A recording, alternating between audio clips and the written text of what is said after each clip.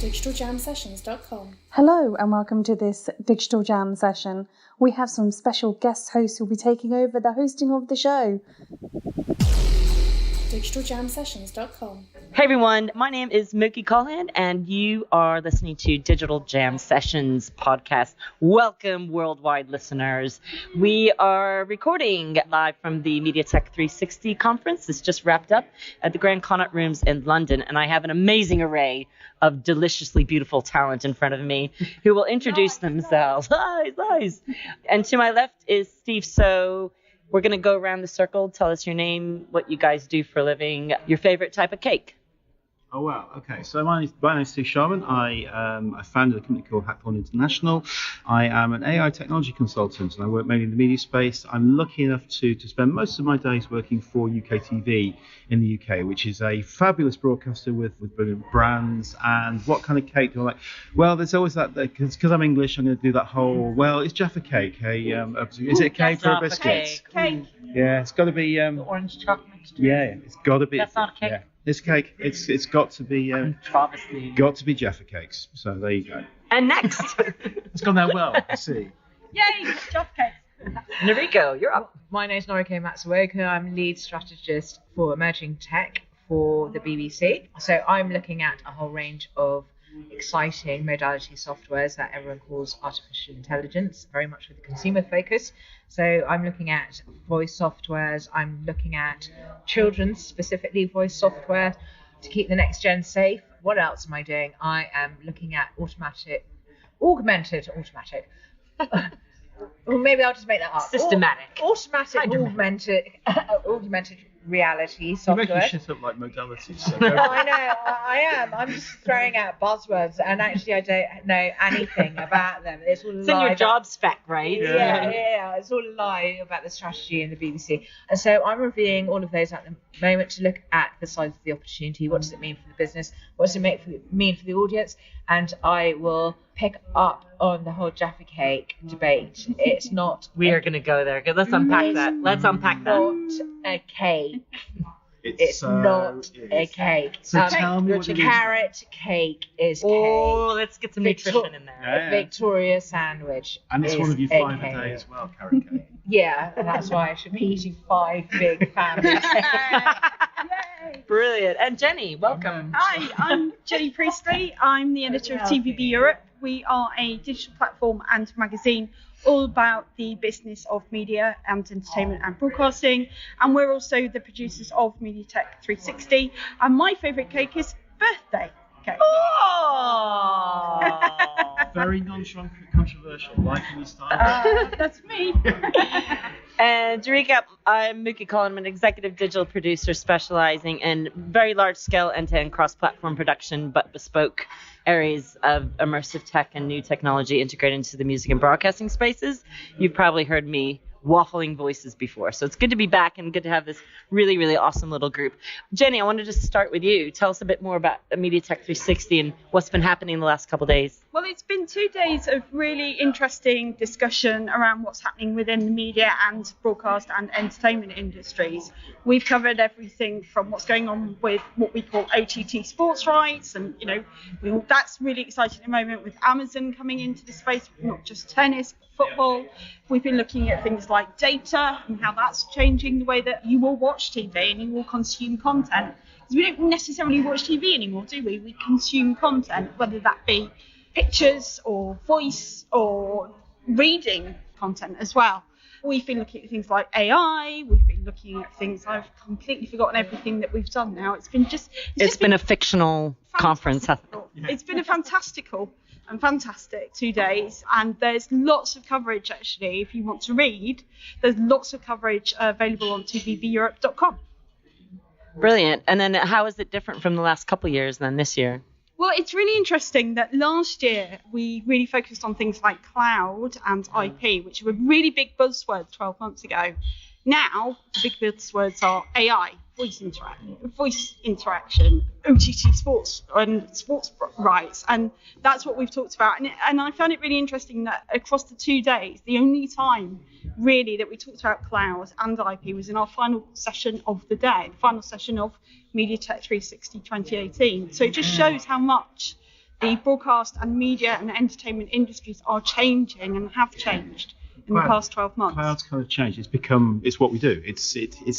Generally speaking, and it's a massively blanket statement, which isn't true for all broadcasts by any stretch, but it's what we think of first when we're actually coming up with and delivering solutions. It's the bricks, and it's a fabulous thing as well, because that takes us away from what kind of pipe do we need, and what kind of box we need, and all that boring stuff, to what are we actually trying to do, what we're trying to give to our audiences, how are we trying to improve the lives of our people with this technology. So would you consider your audiences strictly within that television world, or are they an extension into, the millenniums and how people consume content in different ways? Hello, carrot cake. Hi. Sorry, I need to interrupt everyone. Mine is red velvet cake, so. Thanks for that. Just in terms of the point that everyone seems to think that television's dead, it's not. It's not. We've just got fragmented behaviours. What is the biggest time of the year that everyone sits down in front of television? Christmas. Yeah. If to say, okay, we've got family life, which is fragmented, and people are consuming video in different ways, I think there is a disconnect there for the next gen, because they're growing up and the first thing they're given is a tablet, and it won't be until later on in life that they do kind of move out and get a television. That causes problems for someone like the BBC, who needs that legacy. But I think there's, in this fast-moving paced world, there's a gap there. Yeah. If you look at, let's just say, Love Island, how many millions of people still watch that? Big Brother, how many people? It's in the jillions now, I think. I mean, people still are doing it, and I think that what the industry seems to be sending out the message is that it's all going to be broken and we're all going to be dysfunctional. We won't be able to read or write. Our kids are going to be, completely illiterate.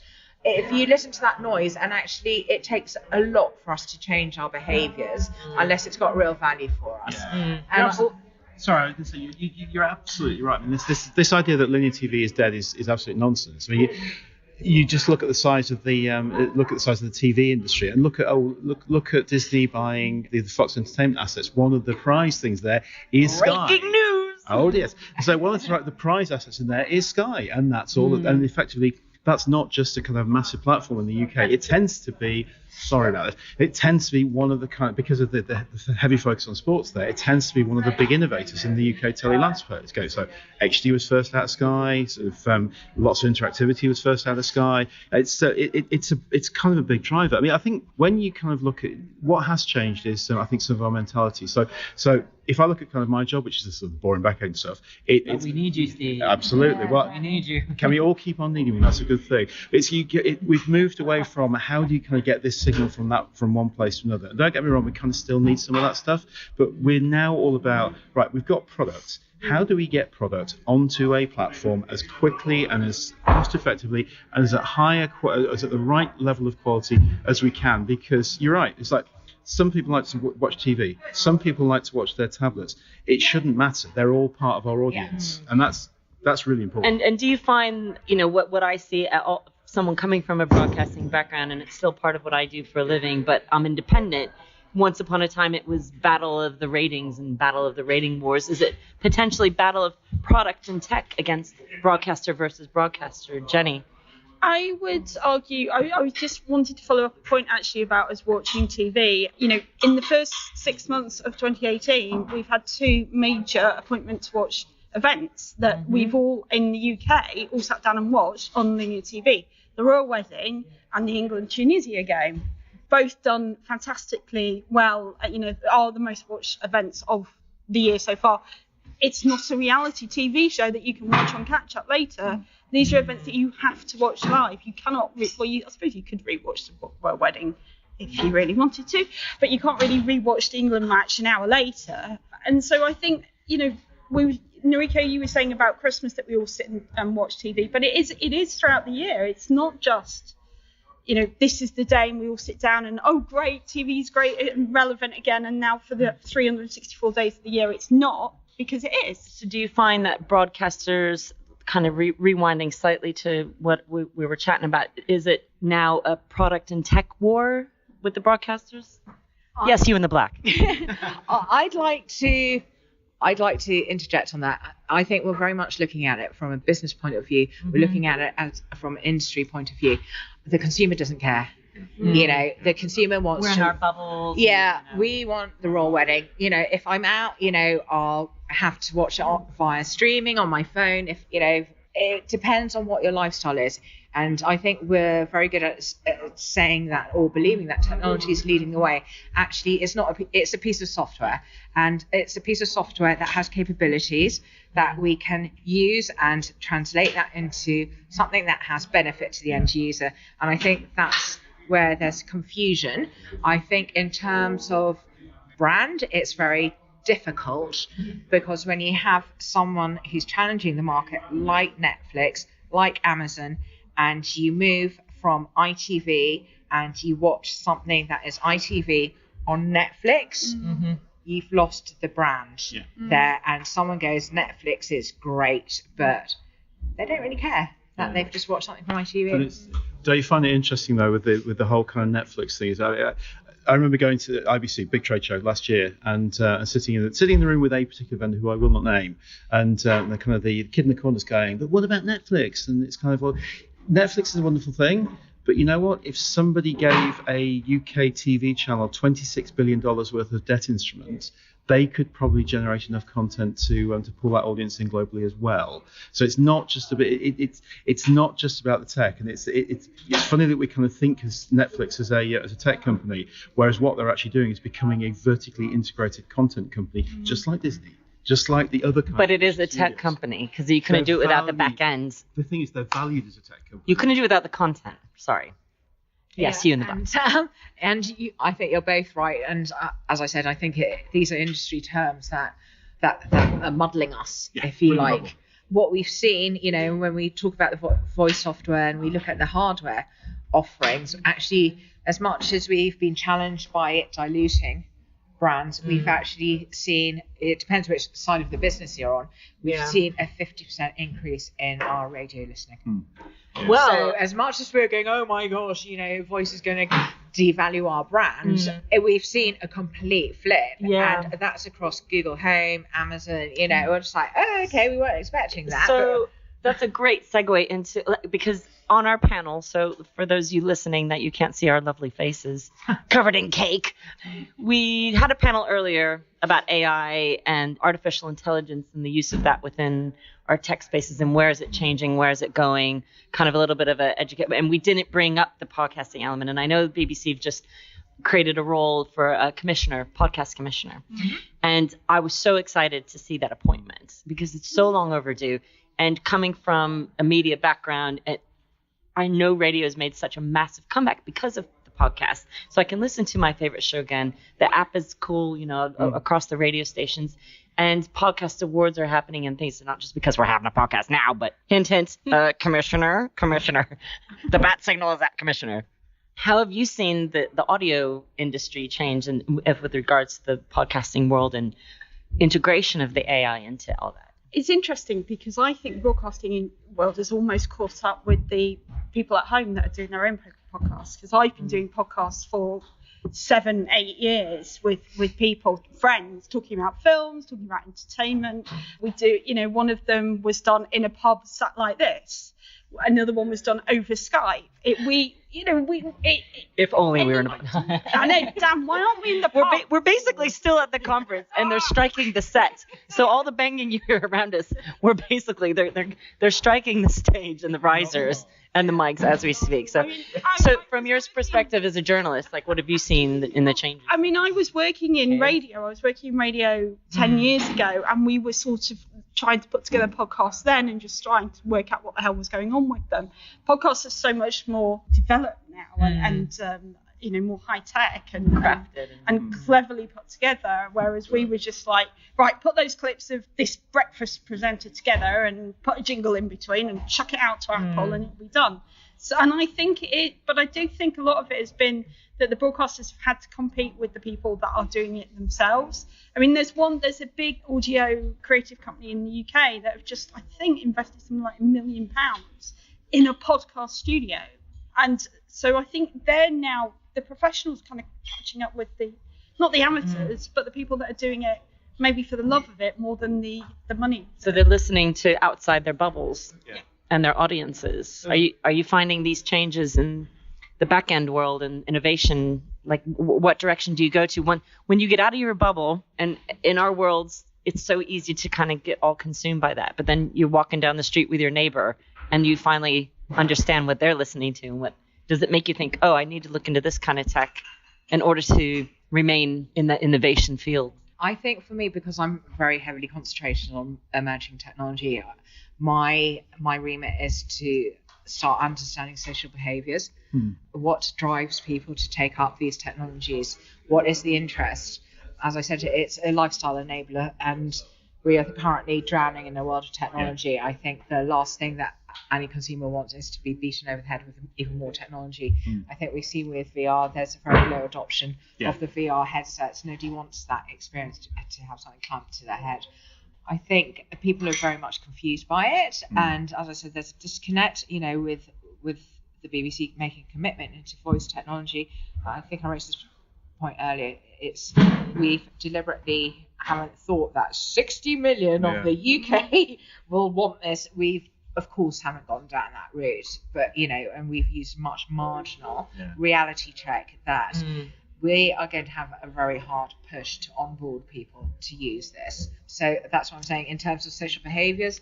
How do we make this relevant and for them to feel reassured and trust to use it? Exactly. And once upon a time, there was a big, giant, clunky device they called a mobile phone that had a curly Q cord plugged into your car, right? And then we're creating content for these things that the screens got bigger and the devices got bigger, then they got smaller, and then you have these little Nokias with a screen 1 inch big. We're making exclusive interviews with Eminem and Destiny's Child, and where was that going?